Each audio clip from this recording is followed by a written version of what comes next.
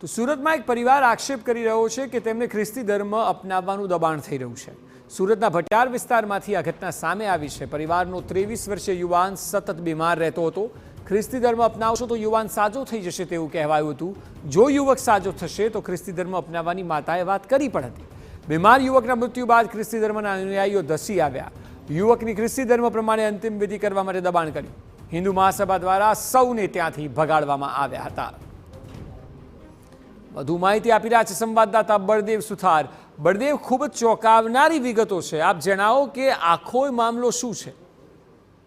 જે રીતે સુરતના ભટાર વિસ્તારની જે ઘટના સામે આવી છે કે દબાણપૂર્વક ખ્રિસ્તી ધર્મ અપનાવતા જે દબાણ કરવા માટે જે બબલ કર્યા હોવાને જે આક્ષેપ છે તે કહેવામાં આવી રહ્યું છે। ખ્રિસ્તી ધર્મ અપનાવશો તો 25 વર્ષીય જે બીમાર યુવક છે તે સાજો થઈ જશે અને ખ્રિસ્તી ધર્મના આ જે પ્રમાણે તેની જે વિધિ કરવી પડશે। છેવટે યુવકનું જે મોત થયું હતું અને આખરે જે ખ્રિસ્તી ધર્મ અપનાવવા દબાણ કરવામાં આવતા હતા ત્યારે હિન્દુ મહાસભાના જે પ્રમુખ છે નરેન્દ્રભાઈ ચૌધરી જે રીતે ત્યાં પહોંચ્યા હતા અને જે આરોપ લગાવ્યો હતો કે આ યુવકને મોતને ભેટ્યો છે અને ખ્રિસ્તી ધર્મ તરીકે તેની વિધિ કરવા માટે જે ખ્રિસ્તી ધર્મના કેટલાક લોકો છે તે દોડી આવ્યા હતા અને આ બાબતે ત્યાં મામલો જે પહોંચ્યો હતો અને ત્યારબાદ આમને સામને આ બોલાચાલી થઈ હતી। યુવક જે સબને દાટવા માટેને સબ પેટી પણ લઈ આવ્યા હતા અને ત્યારે આ હિન્દુ ધર્મના જે કહી શકાય છે કે જે નરેન્દ્ર નામનો જે વ્યક્તિ પહોંચ્યો હતો ને ત્યાં હોબાળો બચાવ્યો હતો, જેથી જે ખ્રિસ્તી ધર્મના જે લોકો હતા તે તાત્કાલિક ત્યાંથી દોડી ભાગ્યા હતા અને અત્યારે જે હિન્દુ સભાના જે પ્રમુખ જે છે તેમના દ્વારા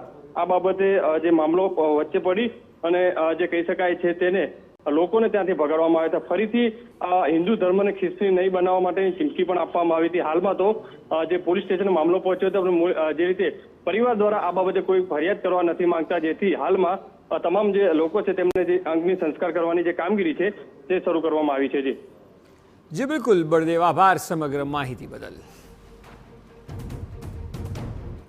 कुछ क्रिश्चियन मिशनरी वाले उसके घर पे गए थे कुछ महीनों पहले कि आप क्रिश्चियन बन जाओ, आपका लड़का बीमारी से एकदम ठीक हो जाएगा। तो घर वालों ने बोला जब ये बीमारी से ठीक हो जाएगा तो हम इसको क्रिश्चियन बना देंगे।